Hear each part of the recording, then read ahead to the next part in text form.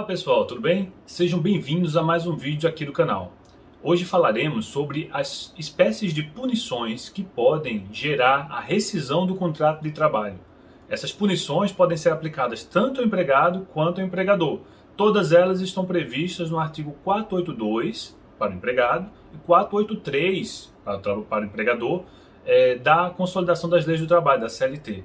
Nós falaremos inicialmente sobre os atos de improbidade, que são a primeira das condutas previstas na CLT que pode gerar a rescisão do contrato de trabalho por justa causa, só que quando praticada pelo empregado.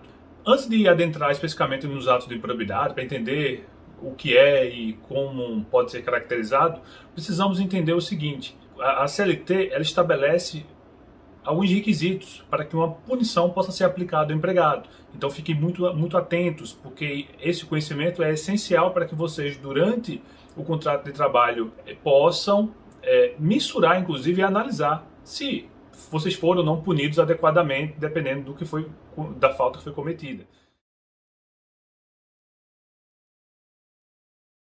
O empregador tem que agir com imediatidade, ou seja, a partir do momento que ele tomou conhecimento da falta grave cometida, ele deve aplicar a punição ao empregado.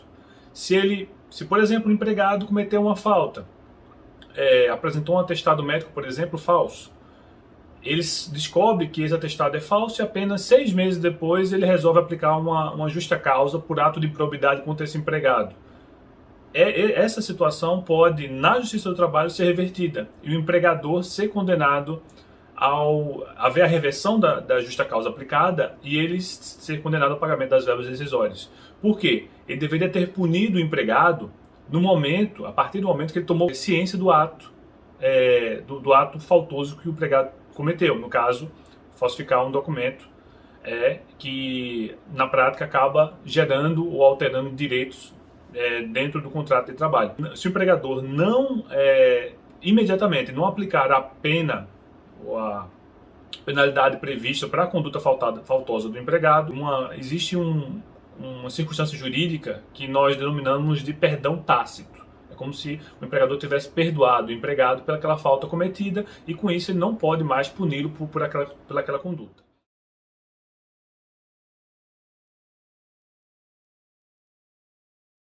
Outro ponto é o seguinte: o empregador ele pode, óbvio, é um direito dele, ele pode punir o empregado se houver o cometimento de faltas. Mas, até como veremos no futuro, a gradação as faltas que podem ser cometidas são amplas e as circunstâncias são variadas também. Então, o empregador não pode, uma falta, por exemplo, um atraso ao trabalho, ou uma falta injustificada, faltou um dia de trabalho e não justificou por meio de atestado, por exemplo, ele não pode simplesmente no dia seguinte, quando o empregado voltar, aplicar uma justa causa. Ele não pode, porque a pena de justa causa também é conhecida como a pena capital trabalhista, ou seja, é a pena máxima que pode ser aplicada durante uma relação de emprego.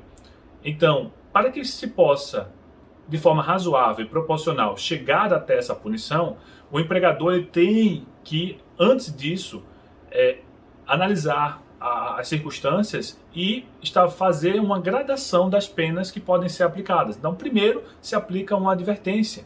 Se o empregado voltar a faltar novamente, aplica-se uma suspensão de 1, 2 dias. Se ele voltar a faltar novamente, você pode, inclusive, aumentar uma suspensão para 5 dias, ou até mesmo, nessa hipótese, já uma demissão por justa causa. Então, fiquem bem atentos. A punição tem que ser imediata.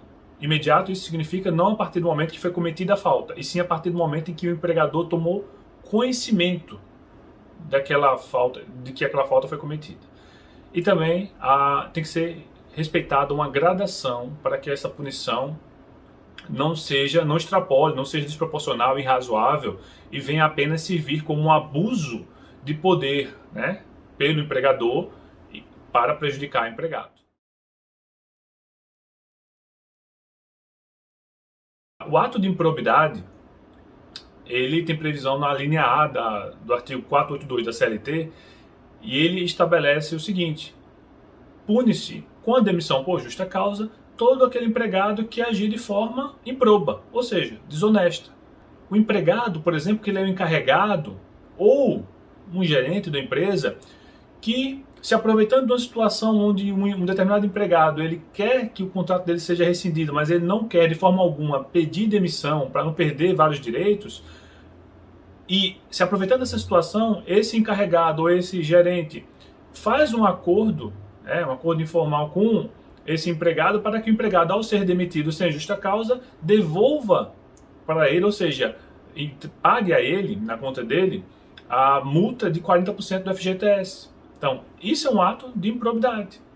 Esse empregado, porque ele também é empregado da empresa, esse encarregado, esse gerente, ele está se aproveitando da estrutura organizacional do empregador para praticar fraude, isso é uma fraude. Exigir que o empregado devolva, inclusive nesse caso, tanto o empregado quanto esse gerente pratica um ato de fraude. Porque o empregado, nessa hipótese, ele vai acabar recebendo seguro-desemprego sem ter direito, porque na prática ele está pedindo demissão. E esse empregado da empresa, ele está exigindo receber um dinheiro do empregado, utilizando-se da condição dele de superior hierárquico dentro do empreendimento para obter a vantagem devida, ilícita. Então, nessa hipótese, esse gerente, esse encarregado, que isso é comum, isso acontece bastante, ele comete sim uma falta grave e pode ser demitido por justa causa. Entendeu? Então, assim, o ato desonesto, o ato improbo, ele é punido pela CLT e ele é muito amplo, né? Não vamos detalhar aqui pormenorizadamente as circunstâncias que podem gerar um ato de improbidade, mas no geral é isso. Todo aquele ato que quebre a confiança do empregado com o empregador, é um furto, adulteração de documento, é sempre um ato lesivo que o empregado visa ter algum benefício em detrimento do próprio ambiente de trabalho que ele está inserido. Outra coisa é alterar a folha de ponto para que possa ter direito a mais horas extras, por exemplo, ou simplesmente para tentar suplantar um período que ele faltou ao trabalho e depois conseguiu ter acesso à folha de ponto e preencheu, mesmo não indo trabalhar naquela data. Isso também se caracteriza como um ato de improbidade, é um ato desonesto que pode dar ensejo à demissão por justa causa. Como eu falei, por exemplo, que o ato de improbidade ele está muito relacionado também com condutas que podem caracterizar crimes, por exemplo, o furto, o roubo, a fraude, a adulteração de documentos. Então, assim, essas circunstâncias são crimes também. Como são crimes, é comum, inclusive, o empregador, ao analisar que ocorreu aquele fato, ele presta uma queixa perante a delegacia, registra um BO, e empresas maiores, inclusive, fazem até uma apuração preliminar, uma espécie de inquérito administrativo dentro do próprio empreendimento. Essas circunstâncias, sobretudo a comunicação à autoridade policial do fato, né, que deu ensejo àquele ato de improbidade, tem que ser feita com muita parcimônia, com muita cautela. Por quê?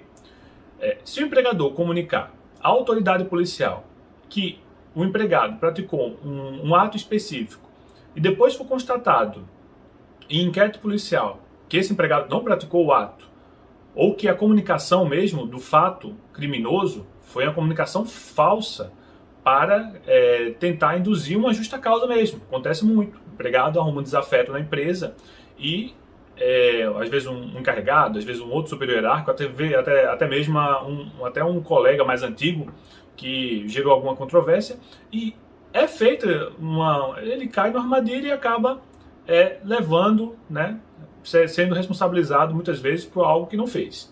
Se isso for constatado perante a autoridade policial, eventual inquérito aberto, se ele for arquivado por isso, porque foi analisado que a comunicação feita é falsa, ou mesmo que o empregado de forma nenhuma praticou nenhum ato de improbidade, nem o furto, nem uma adulteração de documento, nem há nada que dê ensejo a qualquer responsabilização criminal, se isso for comprovado, o empregador ou o representante do empregador, o preposto que fez a denúncia, né, fez a comunicação do crime, pode responder por 2 crimes previstos no Código Penal. Comunicação falsa de crime, se apenas houve a comunicação e de pronto já foi analisado que ela era falsa, ou seja, não foi aberto nenhum inquérito, instaurado nenhum inquérito, ou pode responder inclusive por denunciação caluniosa, que é bem mais grave, a pena é muito maior, se de fato foi aberta uma investigação criminal e nela foi apurado depois que o empregado não teve qualquer responsabilidade.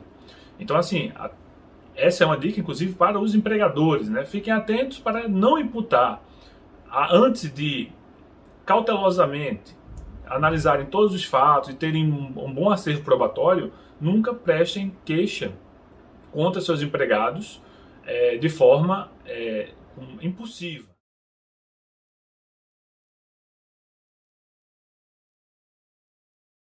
A partir do momento que o empregador aplica uma justa causa ao empregado por um ato de improbidade, por um suposto ato de improbidade, e esse empregado ingressa com ação no judiciário e comprova, inclusive muitas vezes utilizando até de arquivamento de inquérito ou qualquer outras circunstâncias que comprove que realmente ele não praticou o ato, como atos de improbidade tem essa repercussão muito negativa na esfera criminal também, a jurisprudência caminha, e de uma forma bem razoável, a condenar o empregador ao pagamento de indenização por danos morais em razão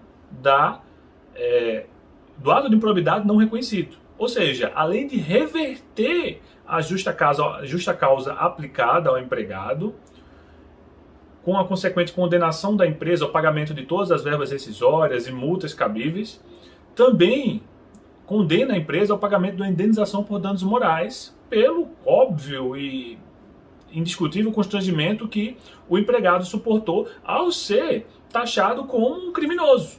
Por quê? Dizer que ele é improbo, desonesto, que ele estava... Isso, na prática, é dizer que ele é um criminoso, que ele estava praticando condutas criminosas, como as que eu descrevi antes. Então, nessa hipótese, o empregador ele tem, de fato, ter provas robustas, contundentes, inclusive na própria Justiça do Trabalho, ele tem que provar de forma contundente e robusta de que o empregado realmente praticou a falta grave cometida, realmente ele agiu com improbidade e a rescisão do contrato de trabalho é devida. Se ele não conseguir comprovar isso, o prejuízo é muito maior, porque além da reversão da justa causa, uma indenização por danos morais, dependendo da proporção, pode ser em valores maiores, bem maiores até que a própria rescisão, pode ser reconhecida pelo judiciário. Então é isso, pessoal. Se vocês tiverem alguma dúvida, podem deixar nos comentários que prontamente responderei a todos. E peço, caso tenham gostado do conteúdo, que se inscrevam no canal, curtam esse vídeo e compartilhem esse conteúdo para todos os seus amigos, colegas e familiares. Ajudem a disseminar conhecimento jurídico relevante. Fui!